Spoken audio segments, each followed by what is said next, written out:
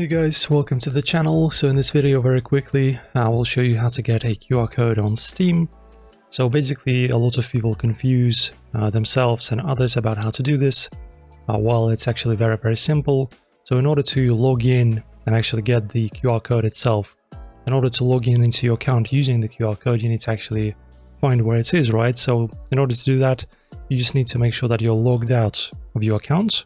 As you can see, I have this very first Steam window with the sign in credentials where you can put your account name and password and then sign in, or you can also use the QR code. As you can see, the QR code is on my screen right now, and that's basically how you find it. And now you just scan this QR code with your Steam application on your phone, and you can easily log in without the need of your account information. Basically just very fast login.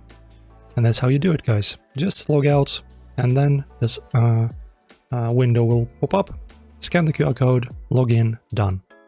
Enjoy the video, guys. Like and subscribe. See you soon.